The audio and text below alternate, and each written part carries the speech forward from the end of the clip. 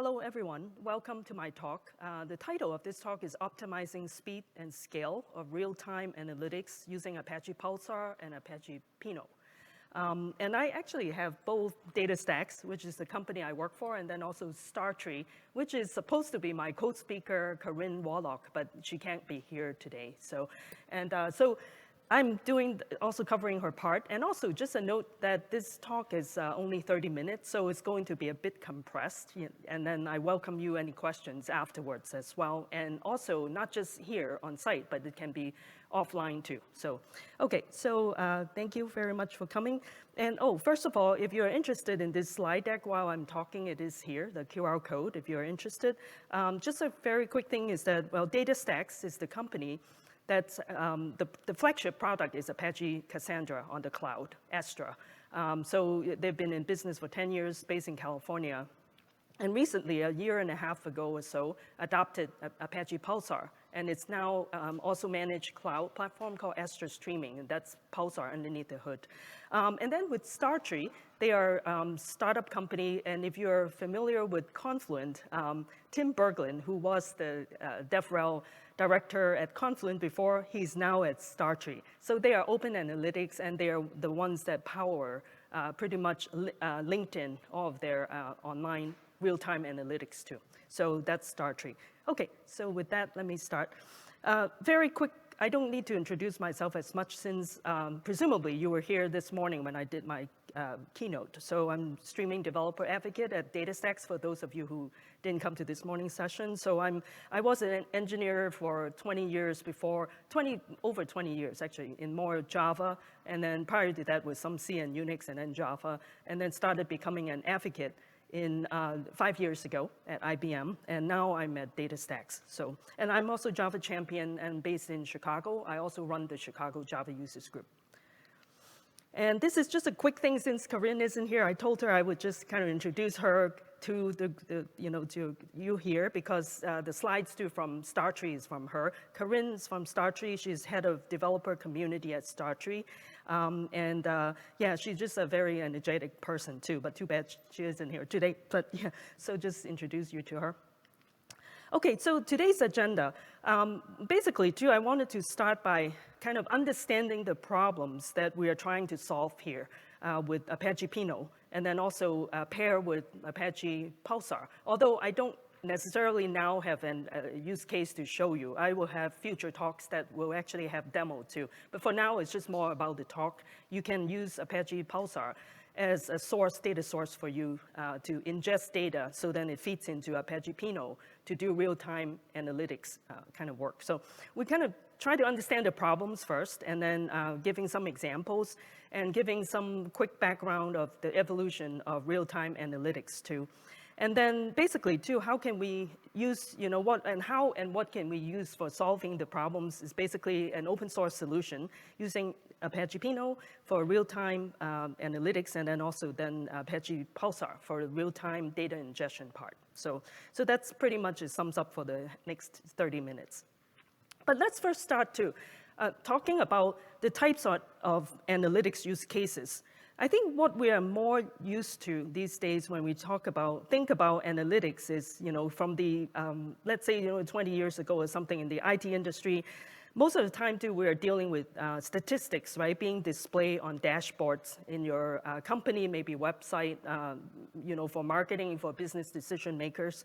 They were using like BI, business intelligence tools. And a lot of times too, they may be doing, analysis from data warehouse. So very much kind of, not real time, and also batching up all the information and processing them, making sense out of it. Those are kind of the, what we have come from, a bit of an older way of doing analytics.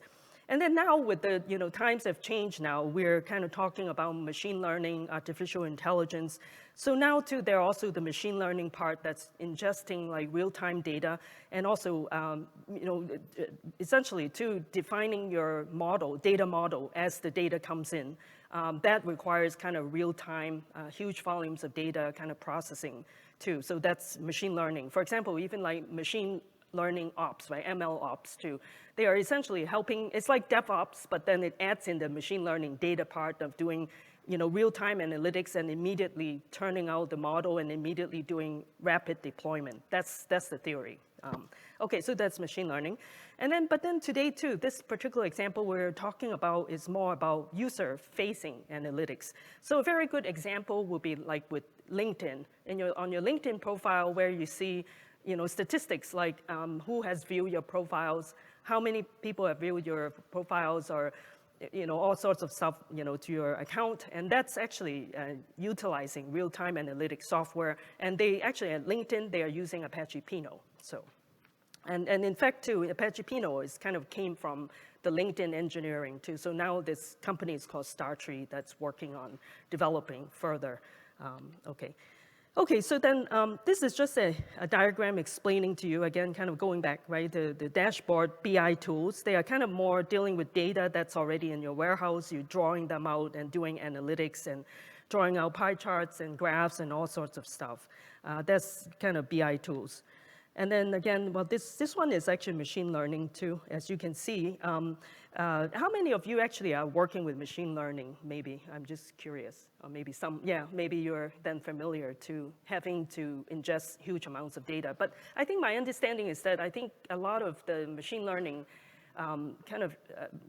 production, so to speak, and they are not actually using real time because of the huge amount of data that they are explaining. I've talked to some folks who are in machine learning engineering. They said just cannot, like ingest like terabytes of data, for example.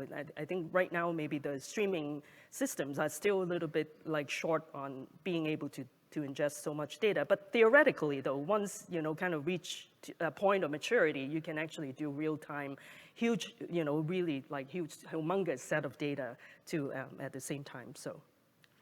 Okay, so then this one is the user-facing analytics. Like for example, here too, I already talked about the, your page and your items and all of the real-time messaging, all of these things. As you can see, it's kind of immediately analyzing all of your activities and then print out who viewed your profile, impressions of your posts, and they are kind of near real-time, not quite exactly real time, by some definition. So. Okay, so then in this slide too is kind of basically talking about why should I care, right? So we're looking at, first of all, right, in a business too, you have like business monitoring. Used to be too is, you have an ops team that are kind of doing monitoring all of these things. And then the thing is that as business getting more sophisticated, then you get into analyzing business insights, all of these things, and you get into the analyst side of things, right, over there and over here, right, and analysts. And then essentially, too, the goal actually of Startree, from what I know from Corinne's explanation, too, is that we want to basically shift the power, essentially having the power of the data in your hands for the end user is what they're trying to do. Because previously you do all these BI tools and analysis is really for corporate big teams, like they are the ones that have access to those data only. But now you want to kind of get into all the insights and also monetization too for companies that are business entities trying to make more money and all that stuff. You basically want to shift the power to the end user essentially. So that's what is kind of like giving kind of importance to this area of computing is you're now able to actually analyze your data and basically monetize it as well. So it kind of like this whole chart is basically saying the business has evolved over the years. So we want to kind of shift to doing everything more real time. Okay, so this one too, I think is just an example and showing you the LinkedIn as such, right? I already mentioned about who viewed your profile. So like over here, it's very much near real time, and it just does all the analysis on your profile as it happens too. And you don't have to wait, for that, information to come out essentially. So over here, actually, Corinne already told me that the total number of users right now is showing 700 million, but LinkedIn already has reached higher than that at this point because she took this picture like a month or two ago. And all of these too, the query per second, all of these are kind of also like increasing. And also the latency too, they want to have like less than 100 milliseconds, right? And the freshness of your data too is in seconds, and that's what this is. Okay, and then this is also another example of user-facing real-time analytics. As you can see too, over here, I think it's kind of probably same kind of information in here too. It's just basically also showing you too who view your profiles, view of your posts, all of these other things, and the messaging, everything is being done essentially like very much a real-time thing. Okay, and then this one too, actually. Another usage too for these user-facing real-time analytics would be for like recruiting firms, right? They are out there searching for candidates at any time, so they need to have more like a real-time analysis, right? They are kind of monitoring maybe certain, engineers or candidates, in their database, and so these talent scouts out there are constantly be watching your status change. Once you are open up, they are going to reach out to you for whoever they are looking for, the skill set and all of these things. So, okay, and then this also is another example too of this user-facing real-time analytics would be like Uber Eats, for example. So say, for example, right, you want to be able to have real-time service, especially when you're doing food delivery. And let's say, right, if someone, ordering, everything's done online on Uber, and then they have some orders that they missed, or maybe they receive an order, the delivery, and they found out they're missing some dishes, and they wanted to report it right away to Uber. So the thing is, too, and that's when you want this information to come to you in real time, because you don't want to wait now. The food is fresh, and they deliver something, they forgot something. The kitchen wants to immediately react to it and be able to say, okay, I forgot about this, like some deep dish pizza from Chicago or something, and they want to immediately, bake another one and do delivery, for example. So that's kind of, very, a use case for this type of system too. So. Okay, there's also another example too, is from Stripe, which is the financial company. And over here too is basically they are using like real-time analytics use cases in financial statements and reporting, and then also the bugs and problems analysis, detecting like financial risk, and also like managing essentially their business operations, their liquidity, their financial line too, are they doing good? So you want to have that kind of financial information at your hands, really up to date too, and act on it immediately if something goes wrong, something. And also as well as like auditing too, there are past actions too that happen. You want to be able to audit that and give you very tangible kind of analysis and results, so you can, again, you react to it rather than waiting for it, and it becomes too late. You could be sued if you forgot about something in your procedure, for example, things like that. Okay. So this one is just basically saying what problem are we solving. It's basically teams like executing like money movement. Those are kind of prime candidate to use this kind of real-time analytics type of software. Financial data consumer, all of these are kind of prime kind of candidate for this type of software. There are also unique challenges and opportunities too. So you want to make sure, especially financial data has to have high precision and accuracy too. And basically you do all the data, all the aggregations, they must be exact. There's no eventual consistency. Actually shouldn't apply, especially when you're dealing with money, right? And so basically there are also like many small unit transactions, and also like small currency units can vary too. So you want to have very accurate kind of calculations, very precise as well. And also granularity has get onto the transactional level, granularity. And reports too must be reproducible, and also then it requires like frequent manual action too. All of these things are meeting compliance, security. So as you can see, financial data and requirements, especially for analytics, it's analytics can be applied to financial applications heavily in this case. Okay, and so now let's then kind of take a look further into user-facing analytics. On the left side is internal analytics. So these are maybe like company internal analysis. So the latency can be, you can tolerate up to seconds in latency. And freshness, it can be seconds to minutes, and concurrency, maybe hundreds of users. But whereas if you look at like external analytics, and these are like like your customer-facing side of things or potential, any kind of external analyst, right? You want to have super fast latency of milliseconds, and the freshness have to be in seconds too, and concurrency, you don't know how many people are going to come to your site to look up information, that type of stuff. So it has to be really kind of very robust, especially in the external analytics side. Okay, so now then this one is about evolution of real-time analytics in here.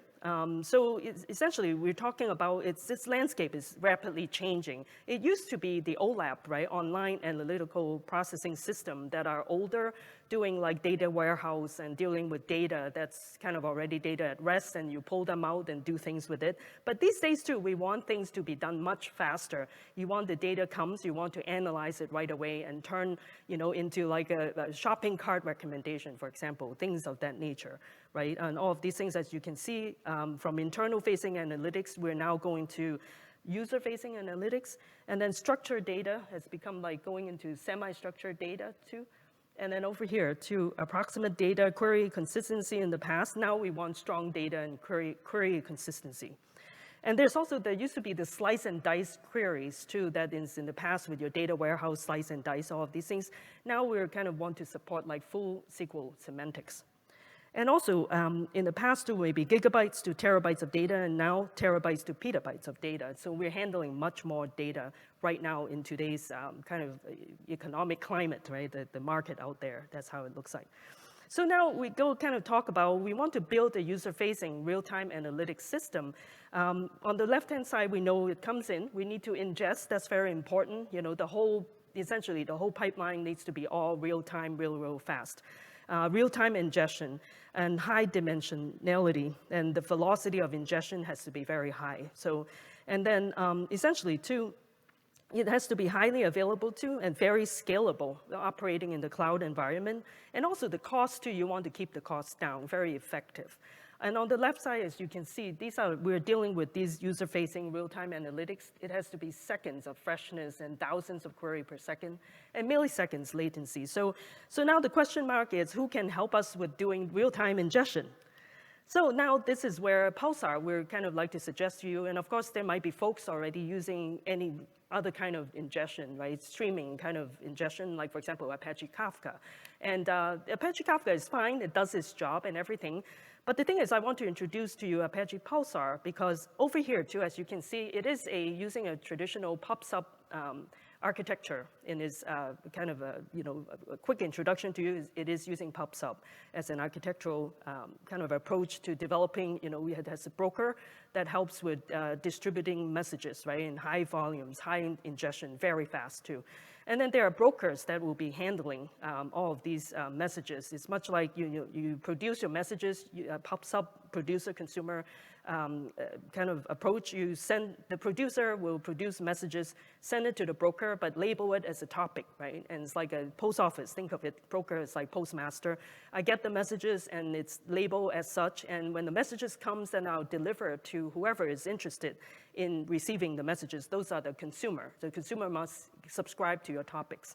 And Pulsar, too, by default, it uses one broker, but you can also define multiple brokers, as well as you can have topics that can be partitioned across like different brokers as well. In a cloud environment, it's actually very efficient because Apache Pulsar itself, it separates out the compute and the storage too. So Pulsar doesn't want to deal with all the log messages, distributed logging messages in such high volume. So it lets Bookie, which is Apache Bookkeeper, to do the job. And then there's also Zookeeper that's in the picture. Zookeeper is there to help with monitoring and managing all your cluster, all of your configuration data, more like kind of really managing keeper of the zoo, kind of, so to speak. So we'd like to introduce to you Apache Pulsar. But basically, let's kind of take a look too. Now, when we talk about Apache Pulsar, it is actually a unified messaging and data, like streaming platform. If we this is a reactive summit, I would say that this actually, it is actually, helping to do things in a reactive fashion. And let's take a look at it, right? So what is driving the change, right? It's basically real-time. We need real-time data to enhance customer experiences. We don't want things to be like you can batch up your processing, but then in that case, your data may not be as fresh. But in this case, we want real-time data. It's basically when data comes in, you want to immediately ingest it and put it to work, essentially, real time.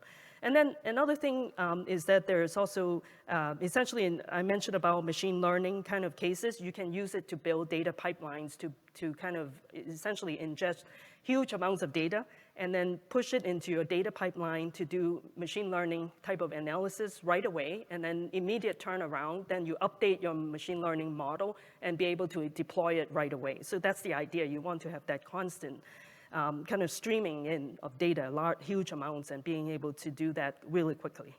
And then the third thing, too, is that we need to have systems that can handle scalability, too, that will meet the demands of large volumes of data generated by application that's operating at the edge, too. For example, like IoT devices in a huge field, you're collecting data, maybe like weather changes, from your, huge amounts, thousands of acres of land. You want to install all these IoT devices. You want to collect all the data. You use this kind of approach, like a PubSub type of approach. It can scale very well, too, in this case.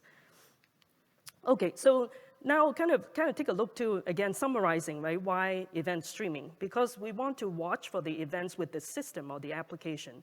And we want to be able to subscribe to those topics that are only of concern to you. You don't need to subscribe to all of the messages. You can select the messages that you want. And then you can, in this case, you get the data in real time and not after the event. You can also ingest high frequency of messages with very low latency. So here, too, let's take a look, too, we get into event streaming. So basically, too, let's kind of take a look at the times of before streaming, right? And then now we're talking about event streaming. The one below here is that when it used to be, too, is that we're doing things not real streaming. Maybe we think we're doing streaming, what used to be, but you still need to maybe ingest data over here. You get some data from somewhere, maybe using ETL load, right? The extract, transform, load, kind of older process. You load them, you ingest the data, but you actually have to persist the data first, right? You kind of write it to disk. Anytime you need to involve any disk I/O is going to increase the time, even though if it means a millisecond, nanosecond, it takes time to read and write. So the I/O is going to increase the time, right? It's kind of decrease your performance.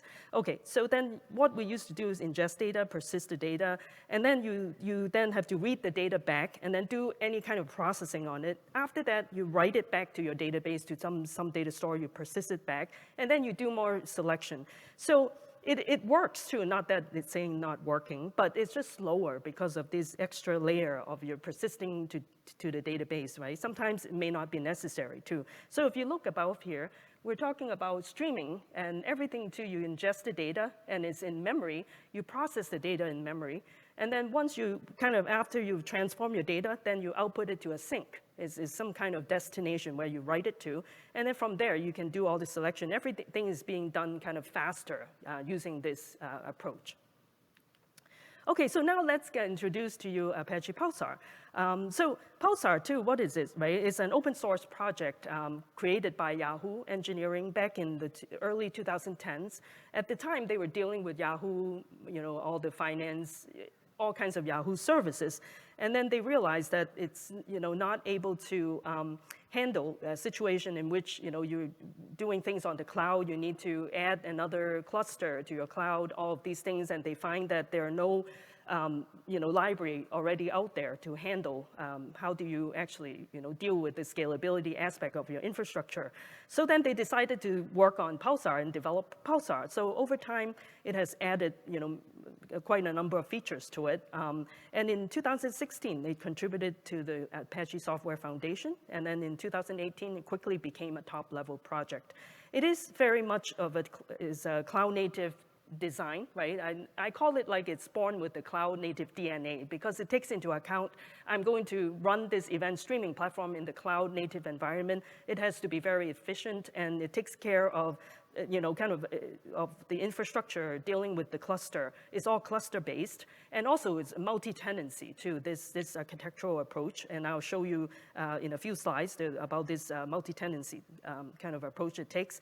And also too, because of a PubSub nature, you can actually develop your client APIs are relatively simple and using different languages too. You are not only confined to using Java. Like the broker is written in Java, but you can actually have C# client, Python, Go, and any other kind of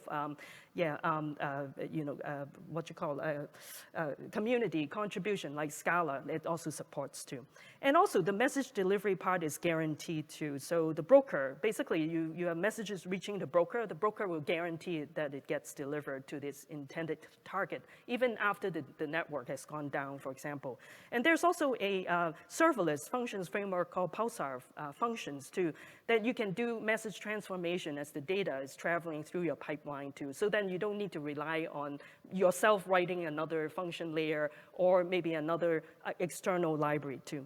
And then there's also this concept of tiered storage offloads. So basically, too, your messages are on the system, but it may become like stale, it's aging out the data. Then Pulsar itself is smart enough to know that, okay, this data is kind of becoming aging out, so I'm going to move it off to cold storage so that it won't take away storage space from your hot storage.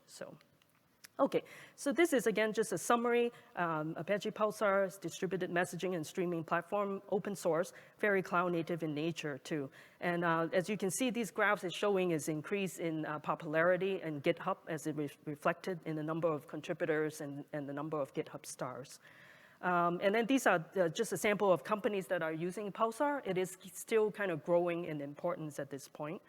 And this one, too, I'm just going to talk over here. Actually, I already talked about that. Oh, this one, too, I just wanted to say, right, it takes on a very traditional multi-node architecture. There are common challenges, like, when you need to scale your system, it's actually very nice because it separates out the compute and the storage part. Storage is handled by Apache Bookkeeper.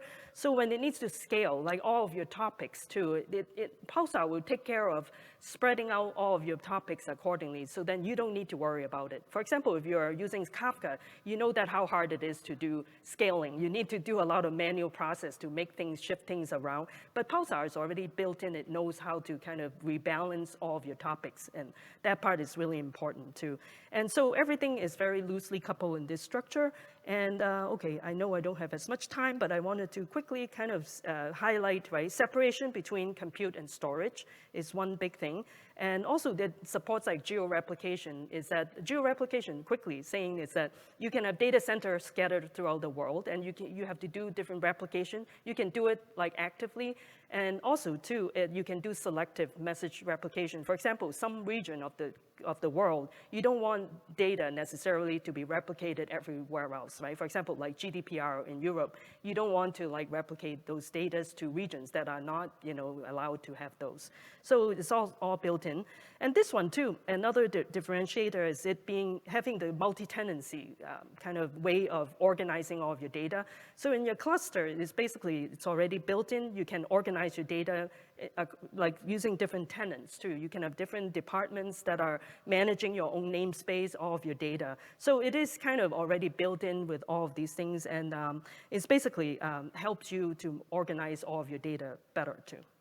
Another thing, too, is with the message processing model on the subscription side, you can use an exclusive subscription mode that will turn essentially Pulsar into like a message queuing, because it becomes like one producer only sends data to one consumer in this case. Or you can have failover, which is have one primary and many consumers backing up in case the primary goes away. And then there's also shared subscription, in which you can have more than just one consumer in that subscription. But the shared mode doesn't guarantee your message order. So if you want message order, you want to use like a key shared type of mode to do it. Okay, so let me kind of real quick, this one is just data pipelines. I think we already understand what it is. I'm going to just quickly go through, but Pulsar functions is essentially, it kind of takes on the spirit of AWS Lambda, very lightweight, allow you to do message transformation as it travels through the data pipeline. And there's also Pulsar schema. If you want to define your data without worrying about serialization and deserialization, you can use Pulsar schema. They can also keep track of the change of your data too. Also, there's a concept of Pulsar I/O, which is an SDK. You can actually write your own source connector or sync connector if they are not already pre-configured. For example, Elasticsearch is already a pre-configured sync. Then if something else you want to do, it isn't there, you can write your own I/O, Pulsar I/O connector too. Okay, so DataStax, just real quickly, is that we have Astra Streaming, which is the managed Pulsar. That actually is Pulsar in the cloud. And also Luna Streaming is the one you deploy yourself, but you can use our enterprise support Pulsar, or you can use it completely open source too. Okay, so this one comes back in here. We'll use Pulsar as the ingestionist. We like to suggest you to kind of combine with the Apache Pinot. So, and over here, too, just a quick summary is that Apache Pinot, as you can see, right, it can take sources from many sources, too. But I want to kind of highlight we have Pulsar being added in addition to Kafka. And then basically, too, as you can see, it takes care of everything. And the thing is, wanting to point out, Apache Pinot has this star tree index, and that's what is kind of like their algorithms that is real fast in analyzing all of the data. And then also, essentially, give you use cases of, business intelligence, data products, and anomaly type of detection too. So, all right. So I think this one I probably won't have as much time to go through. Sorry. I don't have much time, but over here is just wanted to say, actually was gonna show you that too. It's basically star tree index is the one that does the index optimization in Pinot. So if you want to read up more about it, you're welcome to do that. I basically have to skip over now and over here. So this is like the link, some resources for you if you need, like to look at Pinot, and they also have a Slack channel that you can join too. It's all over here. And then there's the resources for Apache Pulsar. So these are all the links to it. But I want to highlight to the middle one, this Astra.datastax.com. You can get a free $25 credit account to try out our Astra managed cloud platform. And you get it for a whole year, more than a year too. Every month you get $25. It gets refreshed too. So you can develop like personal projects and try this out too. Our Astra managed Cassandra and managed Pulsar. So that's that. And then this, if you're interested, there's extra credit that you can get. And you can visit that link and give that code. And then also we have 5 minutes about Pulsar on YouTube. These are just little bite-sized nuggets if you want to get information. Visit our DataStaxDevelopers.com playlist. You can find those. And also, I also do a Twitch stream every Wednesday, too, usually if I'm not traveling. So if you want to follow me or join me, too, on my Twitch stream, and that's how I do my stream. I invite people in if you are interested, too, and share your projects. So, and then join us at the Hood. And this is, we have Apache Pulsar Neighborhood is a wiki page. The meetup.com, the meetup groups is a little bit quiet right now, so.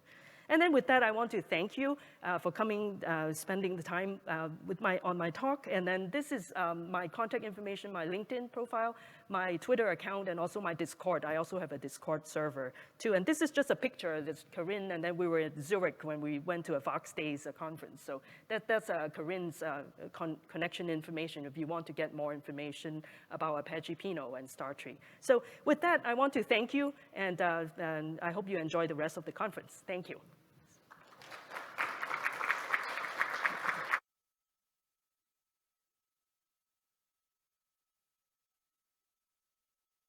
To be asking questions, but if you have questions, please feel free. Also, too, I have some Apache Pulsar stickers if you want some. Yeah, I forgot to mention about, so it's up here.